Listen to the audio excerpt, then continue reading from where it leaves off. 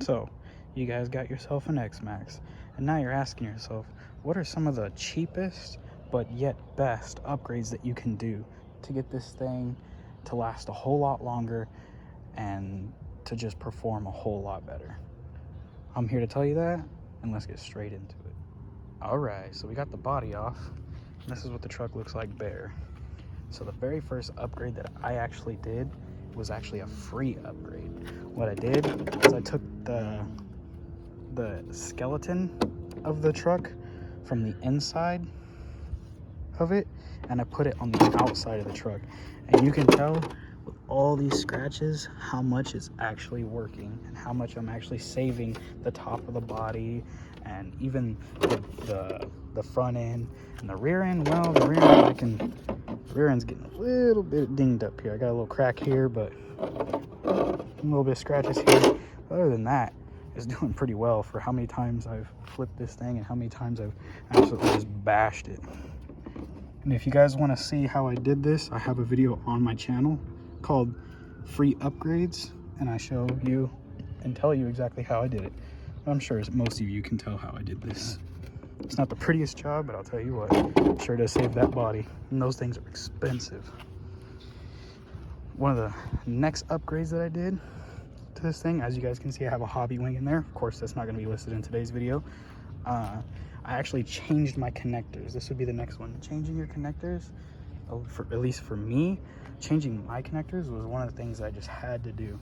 Those Traxxas connectors are just, there's nothing wrong with them, all right? I just don't like them, and my batteries have the EC5s, so I went with the newest of the EC5 connectors. They're real easy to install, real easy to work on, or to just plug and play. You know, it's real easy.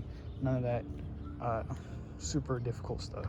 The next thing I did, I actually removed the wheelie bar. You don't have to do that. If you do, it's going to absolutely destroy it here.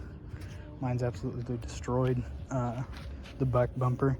And if you do remove it, in the packaging, when you get it, there's this little rubber piece that comes with it, the packaging, and you got to put that in. So that's another little free upgrade that you can do to make sure that you save that rear bulkhead there.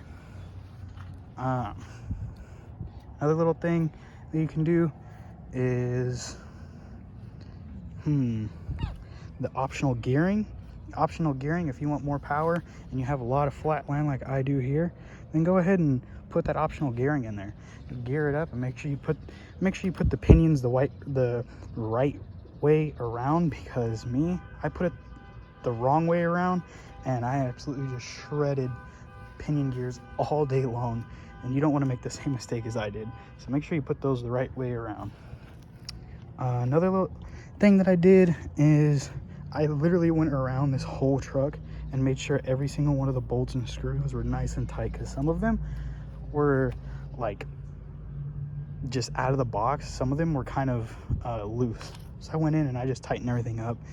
And something that you can do for longevity of the truck is after every run, I don't do this, but I need to do it, I just don't have a great spot to do it, is WD-40, spray all your plastics down. Don't spray your electronics, although getting some over it just real quick probably won't do much to it, but don't sit there and soak them. Just all the real thick pieces of plastic, you guys just need to soak those, soak the body, let it sit. I even soak my my body here when I need to.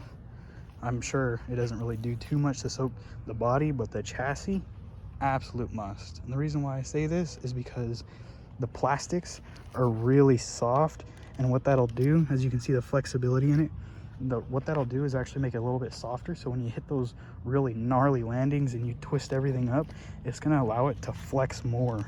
It's going to allow it to flex a lot more. It's not going to be as brittle. It'll just flex. It's not going to snap. It's not going to break. And that's something that I myself need to do a lot more often. Another thing that you guys can do that I did that was like an absolute must, especially with these heavy batteries, for my opinion on it, this thing is great out of the box, but my opinion is upgrading the shock oil. Just the shock oil. It's real easy to do. Just a couple of screws, the cap, add some shock oil to it. It's real easy. There's hundreds of tutorials out there on how to do it, but you just got to kind of play around with the weight My preferable weight right now, I believe I'm running a 45 weight, and the 45 is pretty damn good for it. What else did I do?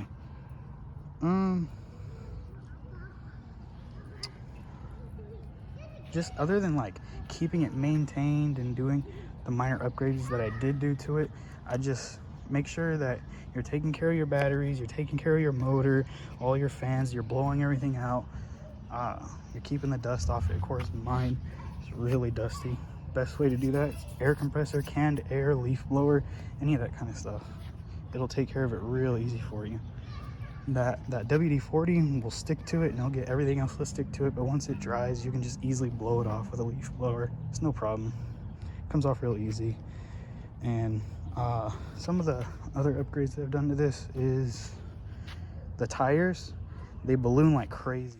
So guys, I actually forgot to mention in this part here, I got a little carried away, but with those tires, I actually added or had to add glue around them because they would balloon and they would just debead or just pop off the original glue spot. And then I go on here and talk about longer run times with these batteries, and we'll go ahead and get back to it. Like if you guys are having too short of runs and not enough action time, just get a bigger amp hour battery. The thing that really matters is the amp hours here. This battery's upside down. This is a 9,000 amp hour battery, and it lasts me so long, like an extreme amount of time. Something to save yourself time in the future is go ahead and go on Amazon or wherever and find out the bolt size that you guys have and just buy extra bolts and nuts, because you're going to be missing a lot. Not out of the box, but when you work on it, you're just going to be stripping them and misplacing them. Trust me, it's going to save you a lot of hassle. Not when it comes out of the box. This thing is perfect out of the box, but like after working on it a couple times, I've definitely lost a couple screws and definitely broken a couple of screws. Stripping them is real easy to strip, so make sure you guys have a really nice set of tools. That would be another thing. Nice set of tools. But keeping the longevity of the truck is just like having respect for it. Yeah, you can beat on it and trash it and do all this and all that, but just remember, it's quite expensive, and to keep it maintained and keep it running perfect is just making sure that you do those little maintenance jobs on it, like spraying the WD-40 on it like I should do more often, or just keeping it clean, because then you'll have the squeaks. You know, the tires will squeak, the bearings will dry up and they'll start to squeak, and then you got to buy new bearings. At least on the newer model, they did the upgraded bearings. So I mean, I think the newer models are pretty good, but those older models, just make sure everything is nice and lubricated. It's moving parts, it's metal against metal, you know what I mean? You got to make sure everything is lubricated. Too much heat and too much friction cause things to break. Underside of the truck, I haven't really done much under here. See a little bit of damage, but I haven't really done too much other than those minor upgrades. I think that #1 upgrade for me though was that shock oil. After I did that shock oil, this thing just like, before it would like chassis slam all the time. Now it doesn't even chassis slam. So I also forgot to mention here in this spot that also giving it throttle, it no longer sinks and wants to do the crazy wheelies like all day long. It still does the wheelies, but not as crazy as before. And now I just go on and talk about just the weight and how much it can handle and what I'm able to do. 2 months older than what I said. But when I would sit him on top of it as a joke, like he would sit on it, I wouldn't drive it or anything, but as he would sit on it, like literally this thing would like sink. Now with that extra weight oil in here, he can sit on it and it doesn't even sink. It'll barely, like, just barely, you know. And another thing is, like, when you go to do high jumps and whatnot, you're gonna want that shock oil in there, because when you come down for that landing, all this weight on this truck is coming down, so you really need that cushion there. I have my shocks all the way like, how do you say, risen up, all the way lifted up.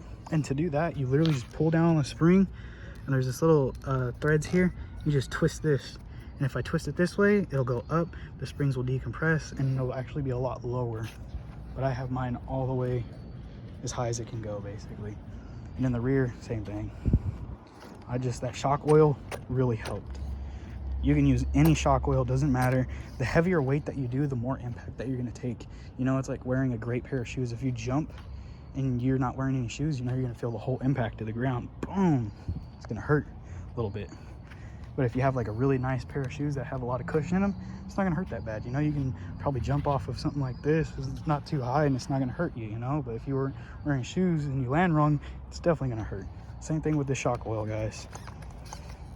It's really just about it. Just keeping up on the maintenance and just keeping up on stuff.